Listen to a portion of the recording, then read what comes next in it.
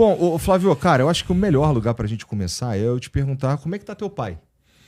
Cara, na verdade, a gente não tem muita informação em tempo real, porque o tratamento que tem sido dado a ele não se dá nem a traficante de droga, chefe de facção criminosa. A gente fica sabendo por um parente da Michelle, na verdade, que vai lá levar as refeições para ele. E aí, dependendo do policial que está ali no plantão, dá uma informação, né, mais precisa ou uma informação mais genérica, tipo assim, não, quando o cara está de mau humor, ele fala, ó, sem alteração, e pega a comida e leva lá para o presidente, porque ele não se recusa a consumir qualquer coisa de comida e bebida que é fornecido lá dentro de onde ele está, não por causa dos policiais, mas que ele tem uma desconfiança da origem disso. Então a notícia que a gente tem é sempre muito genérica, a gente nunca sabe se é a verdade.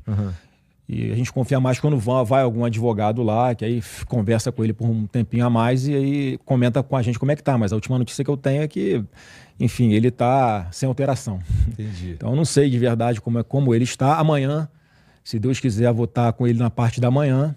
Mas só que mais uma regra que foi inventada só para ele, Igor. Eu só posso estar com ele uma vez por semana por 30 minutos.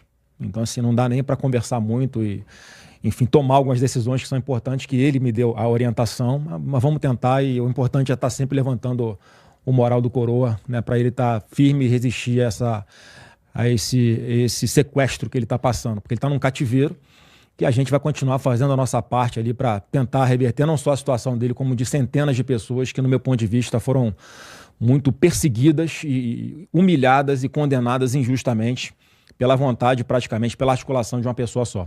Tu tá falando do projeto de anistia. A gente está há alguns meses batalhando nesse assunto.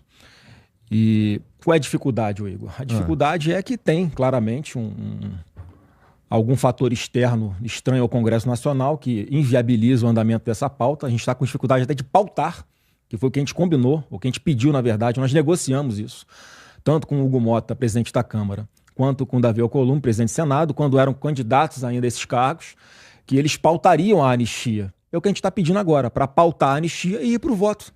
Como sempre foi, aquela frase que muitos adoram falar, o plenário é soberano. É o que a gente está defendendo, porque de verdade não cabe uma dosimetria, uma redução de pena, quando a gente está falando de pessoas que não cometeram esses crimes dos quais elas estão sendo acusadas. Então a gente está ali pressionando para que esse ano ainda a gente consiga votar. E estou esperançoso que a gente consiga. Então, muitas vezes as pessoas pedem para a gente ir para... não estou vendo vocês falando nada, não estão vindo para pancada, fazendo obstrução. Cara, já fizemos e não deu certo.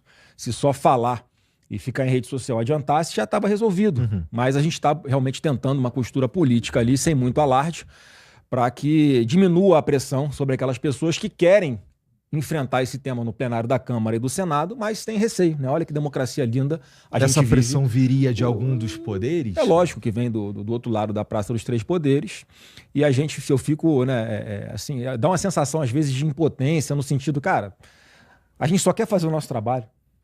Vamos pro voto para ver quem tem mais voto e resolve esse negócio ou não resolve, independente do que algum outro poder queira fazer depois desse processo legislativo completo. Então, estamos aqui mais uma vez insistindo com essa anistia total, sim, porque a gente vai discutir aqui ao longo do programa.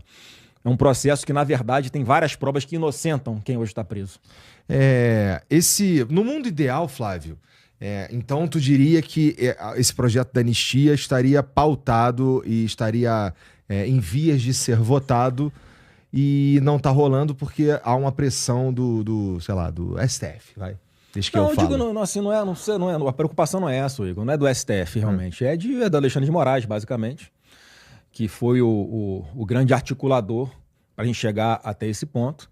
E hoje, quando a gente olha com calma, Igor, o filme todo, não apenas o momento que a gente está, isso já foi articulado desde o primeiro dia de mandato do presidente Bolsonaro.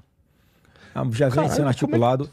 Porque, na verdade, o Bolsonaro se elege em 2018. Porque uma das paradas que eu ia te perguntar aqui é justamente quando é que tu acha que começa essa perseguição? Pra você ter uma ideia, quando você vai lembrar de um caso que teve bastante repercussão, que foi quando o Alexandre de Moraes deu uma decisão para impedir que o então delegado Alexandre Ramagem, delegado da Polícia Federal, assumisse a chefia, a diretoria-geral da Polícia Federal. Isso foi em 29 de abril de 2020.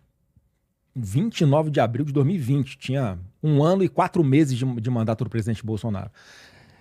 Numa canetada, ele simplesmente falou, não, ele está sendo colocado lá porque ele é amigo dos filhos do presidente e vai ser um cara que vai ser parcial, não vai fazer um trabalho independente. Pô, eu nem conhecia o Ramagem direito. O Ramagem se aproximou do meu pai em 2018, quando a Polícia Federal escolhe a equipe que vai fazer a escolta do candidato a presidente da República. Nunca soube da existência de Ramagem na minha vida. Ele não era deputado, era um delegado. E aí você vê que com 1 ano e 4 meses de governo já tinha um tipo de decisão inédita dessa. Quer dizer, já vinha ali, ao longo desse 1 ano e 4 meses, uma série de pequenas alfinetadas, interferências no poder executivo do governo do presidente Bolsonaro, e de lá para cá foi só confusão, a tensão acirrando cada vez mais.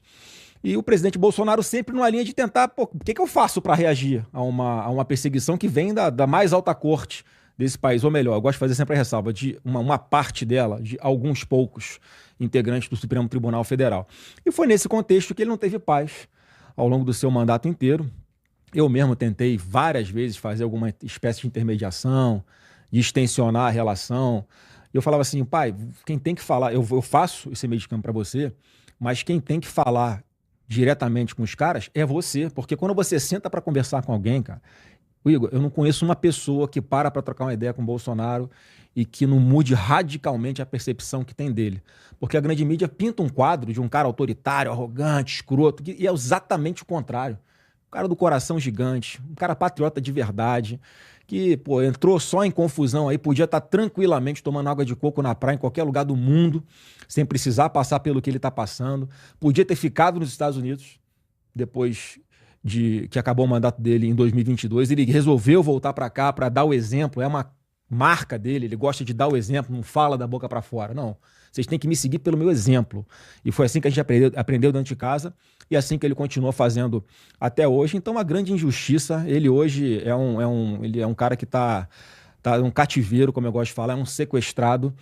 E é bom a gente começar a conversa nessa linha, porque obviamente que a vida continua, as coisas vão acontecendo, mas a gente fica, enquanto a gente não resolver essa questão, no voto, no plenário, se a gente vai aprovar a anistia total, ou independente do que vai acontecer desse processo legislativo todo, Igor, o que a gente tem pedido é pauta o raio do relatório lá do deputado Paulinho da Força e vamos para o voto para ver quem tem mais voto e deixa o plenário decidir. Vamos fazer a nossa parte no Congresso Nacional sem interferências externas. É o que a gente está pedindo. Justo. Cara, você mencionou algumas coisas que... Bom, a primeira coisa lá no passado foi o impedimento do Ramagem de... Não foi a primeira. Quando aconteceu isso, já estava tensionado, já estava uma relação ali de trocação. Esse foi, assim, eu acho que o que todo mundo lembra, que foi algo marcante, foi com 1 ano e 4 meses de governo. Sim, sim.